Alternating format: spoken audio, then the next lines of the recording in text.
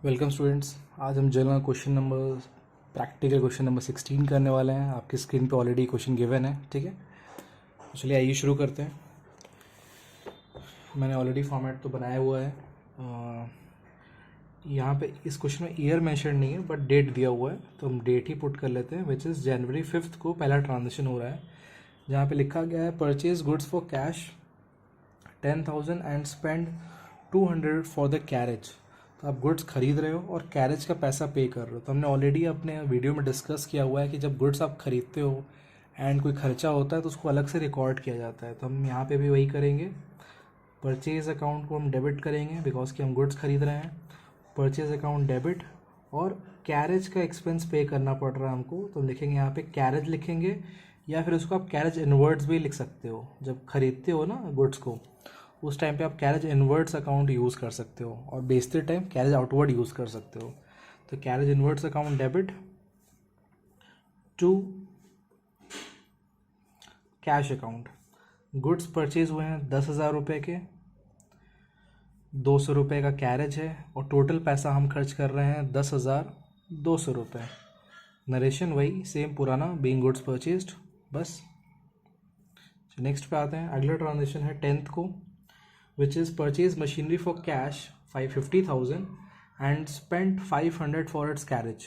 ठीक है, आपने मशीनरी खरीदी है, तो machinery debit what comes in, machinery account को हमने डेबिट कर लिया। बट इस बार भी कैरेज तो दिया हुआ है, बट हम कैरेज अकाउंट को ओपन नहीं करेंगे। हम लिखेंगे machinery account debit to cash account. ऐसा क्यों? क्योंकि हमने ऑलरेडी उस वीडियो में डिस्कस किया हुआ है जिसका टॉपिक है expenditure on the installation of machinery. आप वो देख सकते हो अगर आपको यहाँ पे डाउट हो तो। मैं बट फिर भी आपको बता देता हूँ। आप गुड्स खरीदते हो, कोई खर्चा करोगे, आप अलग से रिकॉर्ड करोगे, ठीक है। लेकिन जब आप कोई एसेट खरीदते हो तो उस टाइम कोई भी खर्चा होगा वो सारा कुछ उस एसेट के कॉस्ट में ही ऐड कर दिया जाता है। आप उसको सेपरेटली अलग से नहीं दिखाओगे। तो ये जो कैरेज है, हम ये मानेंगे हमारा मशीनरी का प्राइस पड़ा है 50,500, ना कि सिर्फ 50,000 रुपये। तो हमने 50,500 रुपये को एज अ कॉस्ट माना है अपनी मशीनरी का, ठीक है, और एक साथ दिखा दिया पूरी अमाउंट को, ठीक है।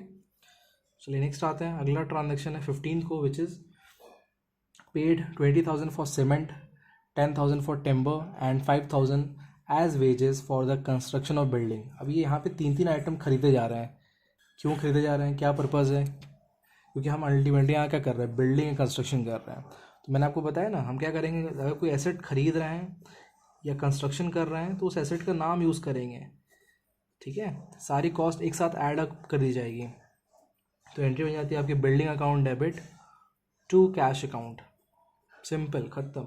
ये जो पूरी अमाउंट है इसको आप एक साथ इकट्ठा ऐड अप करके आप लिखोगे तो इसका टोटल आएगा 35,000, ठीक है। तो जो आपका ये 20,000 रुपये का सीमेंट है फॉर सीमेंट, फिर इसी में आपका प्लस हो जा रहा है 10,000 फॉर टिम्बर,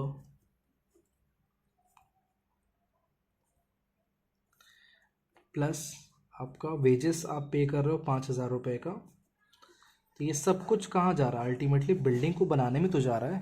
तो हम इन सबको ऐड अप करके फिर इसके अमाउंट को यहाँ पे शो करेंगे, अलग से कुछ नहीं दिखाएंगे, ठीक है। आई होप कि आपको ये क्लियर होगा। अगला आते हैं, नेक्स्ट ट्रांजेक्शन है 17 का, विच इज़ परचेज़ किया इन्होंने एक ओल्ड मशीनरी 20,000 रुपये की, एंड उसके ऊपर 2,500 रुपये का इमीडिएट रिपेयर करवाया इन्होंने। तो मशीनरी नई हो पुरानी हो कोई फ़र्क नहीं पड़ता, हम अकाउंट कौन सा ओपन करेंगे, मशीनरी अकाउंट। मशीनरी अकाउंट को हमने डेबिट किया, और टू यहाँ पे हम कैश यूज़ करेंगे, हमारे पास से पैसे जा रहे हैं, और टोटल अमाउंट एक साथ लिखी जाएगी 22,500, ठीक है। आई होप कि आपको ये टॉपिक समझ में आ रहा होगा। हम कोई भी खर्चा करते हैं अपने एसेट के ऊपर at the time of purchase या उसको यूज़ करने से पहले, तो हम सब कुछ उसकी कॉस्ट में ही ऐड अप कर देते हैं। आप देख रहे हो हमने एक भी अलग से कोई खर्चा अकाउंट ओपन नहीं कर रहे, कोई भी एक्सपेंस अकाउंट ओपन नहीं कर रहे हैं, सारा कुछ टोटल होकर एसेट में ही जा रहा है, ठीक है। इसी क्वेश्चन का लास्ट आपका है ट्रांजेक्शन 128, विच इज़ यहाँ पे पे किया गया 500 रुपये रिपेयरिंग सम अदर मशीनरी, ठीक है। जो पिछली मशीन खरीदी थी वो ओल्ड थी, एंड उसी टाइम इमीडिएट रिपेयर किया, तो हमने मशीनरी में जोड़ दिया। बट यहाँ पे किसी और मशीनरी पे हमने रिपेयर्स किए हुए हैं, तो इसके लिए हम यहाँ पे मशीनरी नहीं, हम रिपेयर्स अकाउंट को यूज़ करेंगे, क्योंकि एक नॉर्मल खर्चा है, ये हमारे लिए रेवेन्यू एक्सपेंडिचर है। हम लिखेंगे repairs account debit to cash account. इसको मशीनरी में तब लिखते जब ये मशीनरी को खरीदते टाइम लिखा जाता, बट ये किसी और मशीनरी पे किया जा रहा है तो इसको हम अलग से ही रिकॉर्ड करेंगे। सो ये क्वेश्चन हमारा पूरा हो चुका है। आप टोटल चेक कर लीजिएगा, टोटल आना चाहिए 1,18,700 ऑन बोथ साइड्स। ये क्वेश्चन पूरा हो चुका है स्टूडेंट्स। तो अगर आपको कोई भी डाउट है आप कमेंट से पुट कर सकते हो, ठीक है। आई होप कि आपको ये समझ में आया होगा।